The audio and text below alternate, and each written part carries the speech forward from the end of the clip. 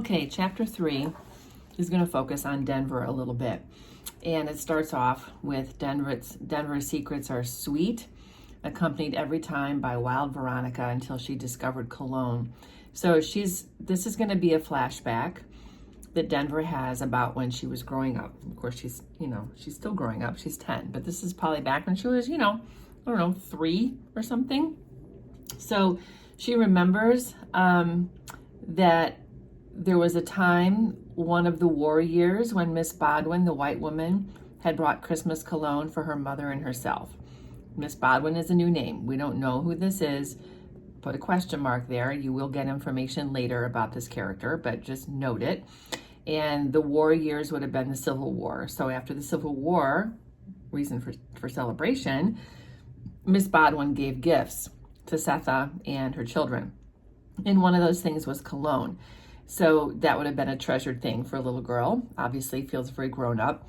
So Denver remembers that she had discovered when she was a smaller child that behind their house, 124, was a narrow field that stopped itself at a wood. Beyond there was a field and a stream and big oaks and 5 boxwood bushes planted in a ring that had started stretching towards each other 4 or 5 feet off the ground to form a round, empty room 7 feet high. This is really high for a boxwood bush. Boxwoods are actually pretty common landscape bushes that people have in their yard or lining sidewalks. They have small, densely packed, sort of waxy leaves. And so she has found this little area that she can kind of make a fort in the middle of these bushes. And so she would go out there and play. It began as a little girl's house play, but as her desires changed, so did the play. So she's remembering how she grew up going out there, and she probably still goes out there to sort of sit in that fort and be in nature. And she would play, we could assume she's probably playing dress up out there because she brings the cologne out there. And her imagination produced its own hunger and its own food, which she badly needed because loneliness wore her out. Remember, she has no friends. So she can have an imaginary friend out there. She can play dress up. She can sing. She can just play with, if she has any toys, she can bring those out there. So it's just like a fort, like how kids make a fort. She has like a fort out there in this field. So one time when she's remembering this, when she was younger, she was out there on an autumn day playing in the boxwood, and all of a sudden it starts to snow and she feels cold and she dresses herself and goes to leave. And this reference here is a little vague. I mean, you kind of wonder what she's doing out there. It could just be playing dress up, but obviously it could be something else. And she remembers going back to the house and that this weather is reminding her of the story of when she was born. And so she's sort of thinking about this as she walks back to 124. And when she gets to 124, she looks in through the window of baby Suggs's room, and Denver is kneeling in prayer, and Sethe is kneeling in prayer, and Denver sees a white dress sitting next to her with its arm around her. So this is the first evidence that there's a ghost. Like Denver literally sees sort of an apparition of a dress, and she stands there and she's staring at it, probably very shocked, of course, as a child especially would be. And it's seeing that dress actually that makes her remember the story of when she was born, which of course you probably have a story of when you were born. I think all parents enjoy telling their kids the story of when they were born. So the next 3 pages here is going to be another flashback to the story of when Denver was born. And what has happened is, if you remember, Sethe had sent her 3 children ahead of her to escape slavery, and then Sethe leaves on her own the next day to follow them. So she's 6 months pregnant. We find that somewhere here it tells us she's 6 months pregnant. I have it underlined someplace. Here we go, 6 months of pregnancy. And the baby is kicking, and she says that the baby kicks like a little antelope. And over here, it talks about the fact that she doesn't even know what an antelope is, but when she was younger, she remembers adults, other slaves, dancing and singing, and one of the dances they would do was called the antelope, which is right here. So she imagines that her child is an antelope kicking her on the inside, which again is another animal reference. She's also getting her milk back. So remember, she had been milked by the master's boys, the school teacher's boys, and that had been so humiliating and obviously terrible for her to experience. But now she is getting some milk back. So all she really feels is the fact that she's getting her milk again and that she has a kicking baby inside. She's exhausted. She's been walking pregnant without any proper clothing or maybe even shoes, trying to escape. So this is a memory of Sethe's that she would have shared with Denver about what it was like when she was younger, how the other women would say to her, Sethe, hold the baby, Sethe, get some kindling in here. And these are just her memories of her growing up when she was younger. And she remembers how they would dance and how they would sing. And then she says to herself, oh, this baby and I are just going to die on the bloody side of the Ohio River. So the Ohio River is like what divides the free state of Ohio from the slave state of Kentucky. So she's just trying to get herself across the Ohio River. And she falls to the ground because she's so tired. And as she does that, she realizes she hears a noise, and that whatever then she heard had stopped. So there's somebody walking, and that person says, who's in there? So all of a sudden, Sethe is like, oh my God, I'm going to get caught. That's the end for me. And she imagines that there's a man there. And what rises up in her is this feeling. It says it's like a freezing but moving feeling, like jaws. She says that it was like her jaws were grinding and she was eager for his eyes to bite into them, to gnaw his cheek. So these are powerful feelings, maybe of anger, maybe of fear, rebellion, all these things. Like she's ready to take on this person, whoever is beyond in the grasses. And she's, going to fight for her freedom is kind of the impression I get here. But it turns out it wasn't a boy, it wasn't a man, it was a girl. And she's described as the raggediest looking trash you ever saw. And the girl's name is Amy. This is an important thing to know. This is a new question, or a new character who could be a quiz question for sure.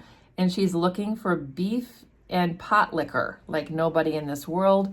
She has arms like cane stalks and enough hair for 4 or 5 heads. She has slow-moving eyes. She doesn't look at anything very quickly. And she does say to Sethe that she's the scariest looking something she's ever seen. So again, kind of a dehumanizing phrase. And Sethe says that she's like down in the grass like the snake she believed she was. Sethe opened her mouth, but instead of fangs and a split tongue, outshot the truth. So another animal reference to how Sethe and all the slaves saw themselves more as animals than humans. And she says to Amy that she's running. And Amy's like, well, not on those feet. Obviously, Sethe's feet are swollen. They're blistered. She can't walk, And she asks Sethe if she has any food. And Sethe says no. And then she just says, I'm having a baby. So Amy's talking about, oh, no, there could be huckleberries up here. And Sethe's like, I have bigger issues, honey. I'm having a baby.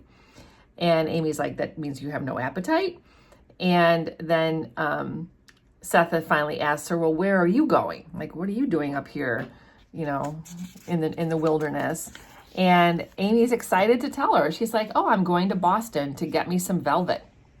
Now, I don't know exactly how far away this would be from the Kentucky-Ohio border, but Boston is a long way. Amy believes it's about 100 miles that she's going to walk to get velvet. And Sethe is like, does your mother know that you're doing this? And Amy says, well, my mama worked for these here people to pay for her passage. But then she had me, and since she died right after, well, they said I had to work for them to pay it off. So Amy's an indentured servant.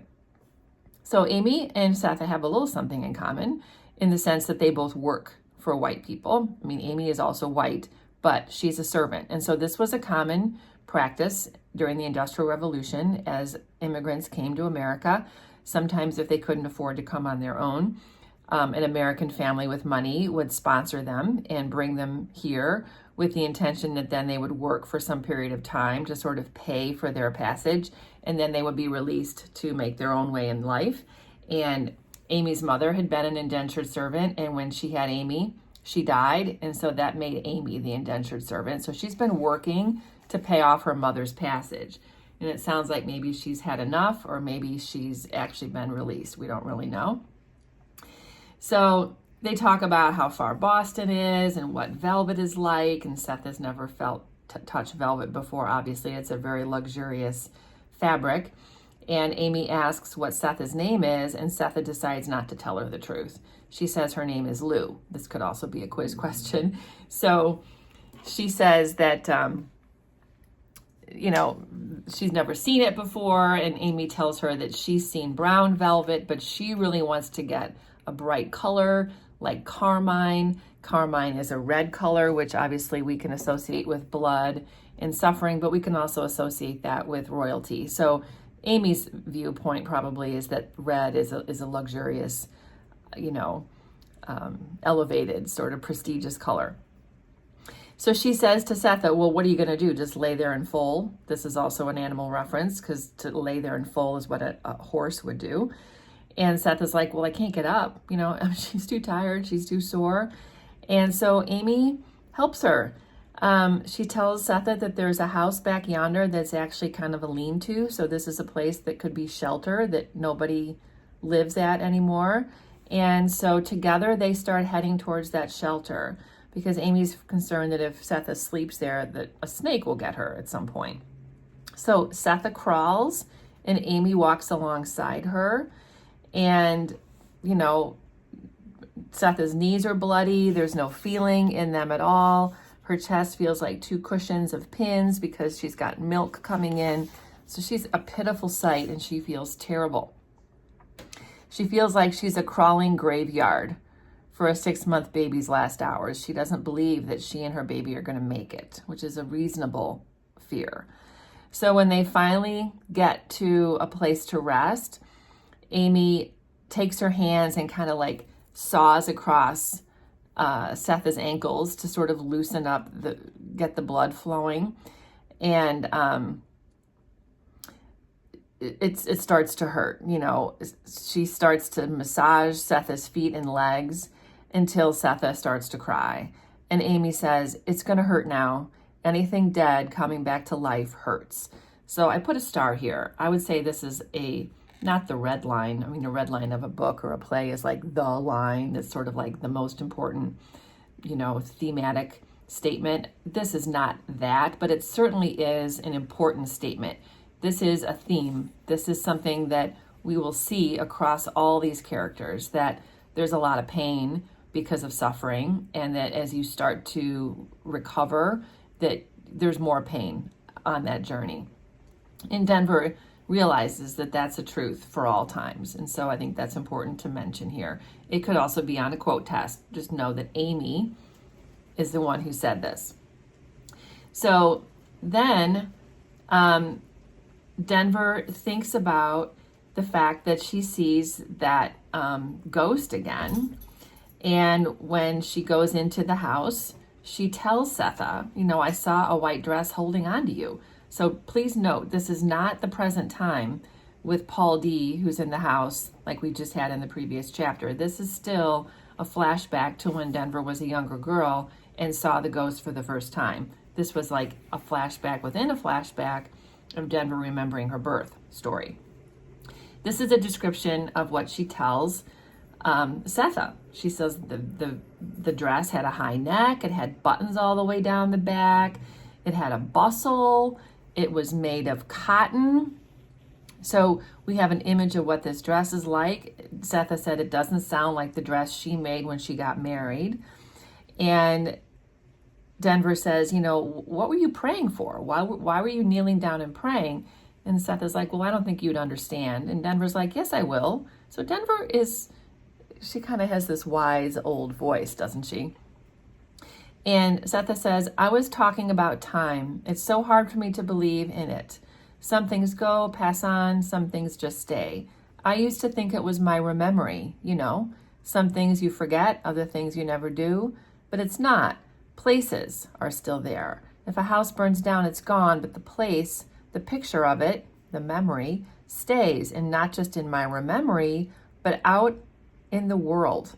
Okay, so this is a very abstract idea, and this is important. This is going to come back again and again. Rememory is this idea that it's like things that happen to you, things that you remember, are part of your story, but also part of the story of those generations who come after you. That like what happens to you is out in the world. This is a very kind of hard thing to wrap your head around, but I think it's going to become more clear as we keep reading through here. She says, someday you'll be walking down the road and you hear something or see something going on so clear and you think it's you thinking it up. Like, oh, I just thought of this thing. But no, it's actually like a rememory. It's something that belongs to somebody else, which is interesting too. Where I was before I came here, that place is real. It's never going away. Even if the whole farm, every tree and grass dies, this would be Sweet Home. The picture of it is still there. And what's more, if you go there, Denver, if you go to Sweet Home, and if you stand where it was, it will happen again. It will be there for you, waiting for you. So Denver, you can never go there. She's like, don't go to Sweet Home ever, because even if it's like a free place, the evil that happened there will affect you. It's going to be part of you. Which is why she had to get her children out, because she didn't want her children to have any connection to slavery. So this is an idea that like things that happen to your ancestors are part of your story as well. And that's why the horrors of slavery are still real today. I mean, this was hundreds of years ago, but it's still real today because generations of people have this as their story, and it has affected every aspect of American life, even now. So that's what it is that she's referring to here. And Denver picks her nail. She says, well, if it's still there waiting, that must mean that nothing ever dies. And that's another truth. Nothing ever does, Sethe says. It's part of your history. So then Denver says, well, you never told me all of what happened, just that they whipped you and that you run off pregnant with me.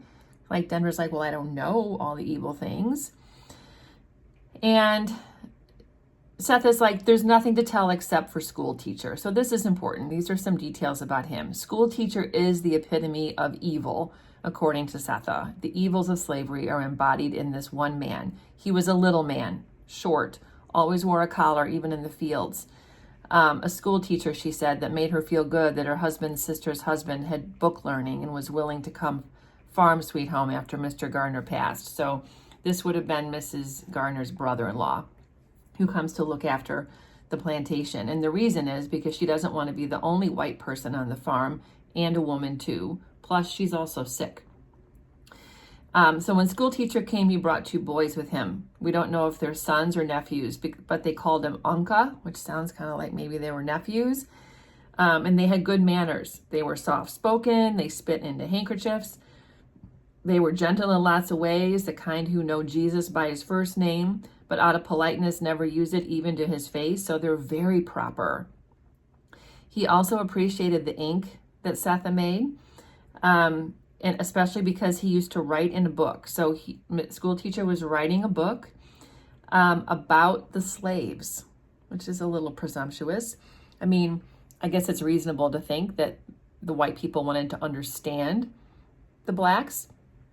They assumed that they were inferior, that they didn't have the human capabilities that white people had, that they were somehow limited. And so he's quote unquote studying them. But it also sounds like probably he's not the best person to be doing that, considering how he treated them. So he carried around a notebook all the time and wrote down what we said, she says. And Sethe believes that it was those questions that tore tore him up for all time. So again, by the way, you might have noticed I had to switch my pen. I don't like this new pen. We don't know what tore up Sethe. I mean, something happened to Sethe. We're getting lots of hints, but we don't know yet what it is. So it's fine. Just put a question mark there. And Denver says, well, I think the baby has plans. So Denver has recognized that white dress is the baby ghost. And Sethe is confused. Well, what do you mean plans? And Denver says, I don't know, but the dress holding on to you got to mean something. And Sethe says, maybe it does have plans. So this is the end of that flashback from that conversation way back when Denver first saw the ghost. Now we're in the present time again, talking about plans. Sethe is thinking about plans. Paul D messed up plans for good because he came in and he basically kicked out that ghost and he made a place for himself. The ghost is gone now, whooshed away in the blast of a hazelnut man's shouting, leaving Denver's world flat, mostly with the exception of an emerald closet standing 7 feet high in the woods. So she still has her fort where she can get away from all these people and all her sorrow and imagine a better life. Sethe had given little thought to the white dress until Paul D came, and then she remembered Denver's interpretation, plans. The morning after that first night with Paul D, Sethe smiled just thinking about what the word could mean. Like she's kind of thinking about a future because Paul is there. You know, in 18 years, she's never thought about making plans. It says all this description here is indicating that she was afraid of making plans. She just wanted to survive, is basically all she was thinking of. She was afraid to count on anything because she'd had so many disappointments in her life. She describes here what the keeping room was like, and this is where baby Suggs had stayed, and this is where baby Suggs died, and how drab it is. You know, of course, baby Suggs would have been wanting color, is what Sethe thinks, because the walls are slate color, the floor is brown, the dresser is, you know, brown, there's white curtains. It's just very, very drab, and the only thing in there is maybe a couple little squares of orange fabric.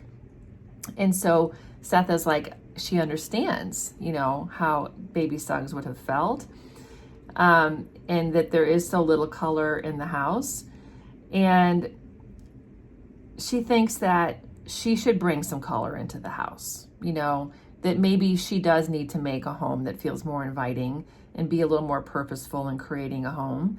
But she has to be careful because the last color she remembers was the pink chips in the headstone of her baby girl when she had to give that man sex to have him engrave beloved. So she doesn't want any colors that bring up bad memories. But she realizes that there has been color all around her and she's never noticed it.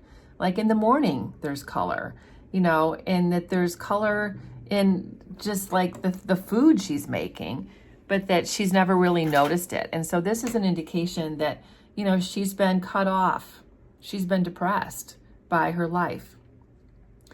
So 124 was so full of strong feeling, perhaps she was oblivious to the loss of anything at all. Like there's so much happening in that house, she can't even think about herself.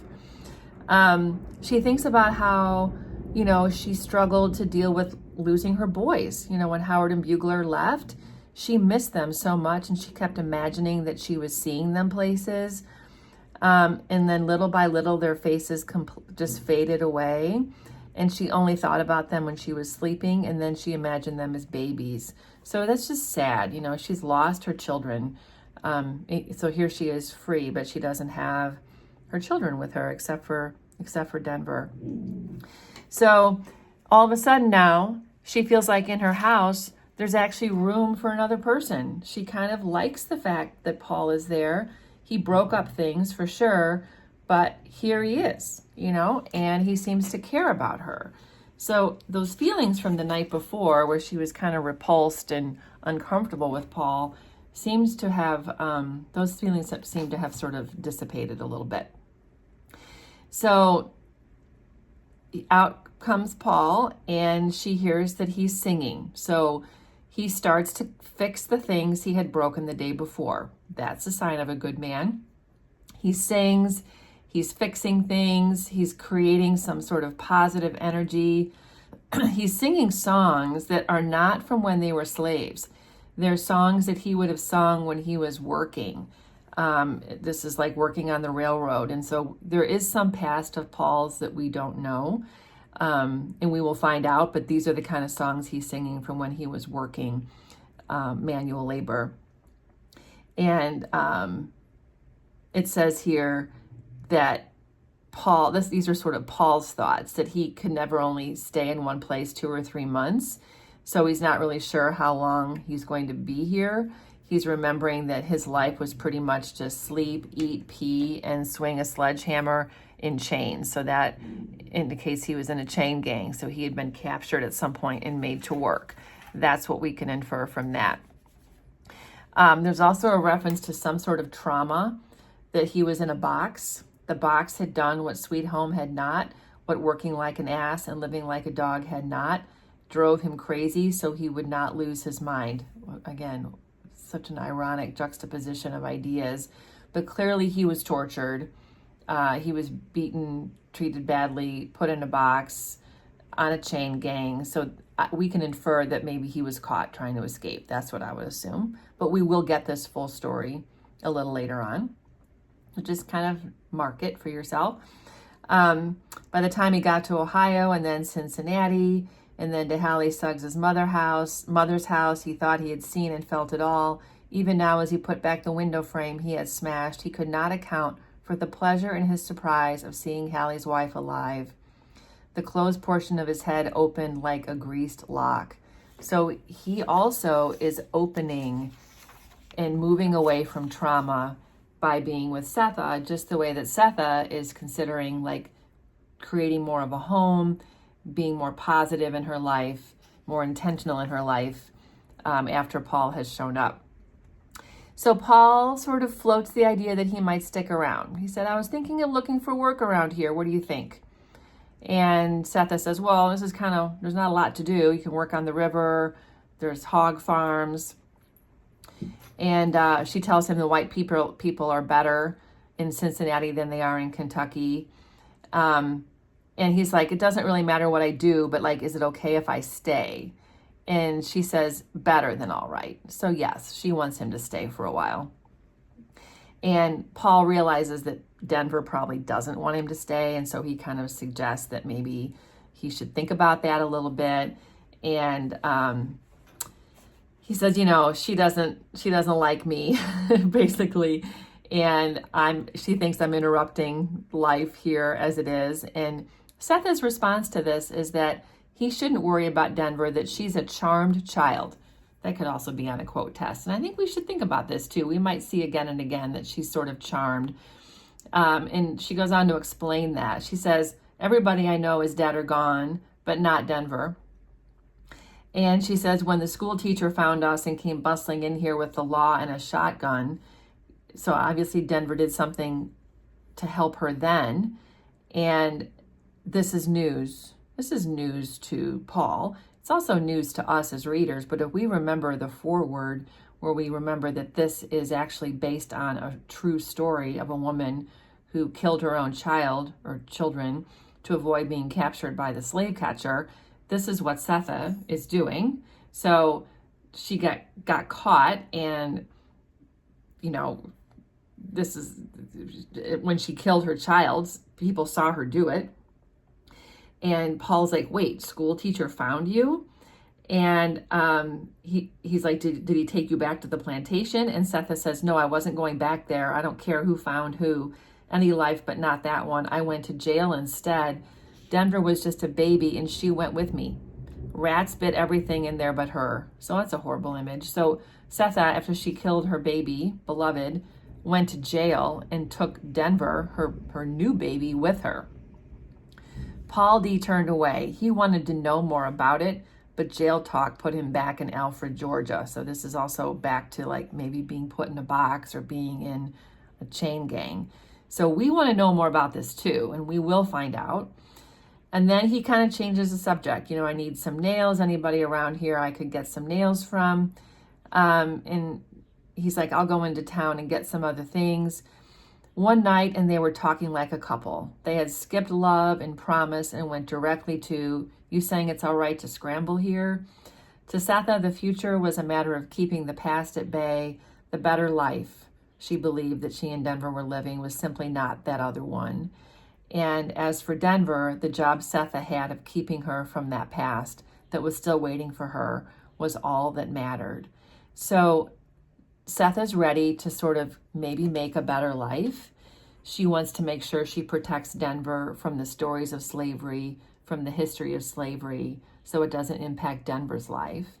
And I'm not sure how realistic that is in the big picture, given that Sethe has said that rememory means that your ancestor's story belongs to you as well.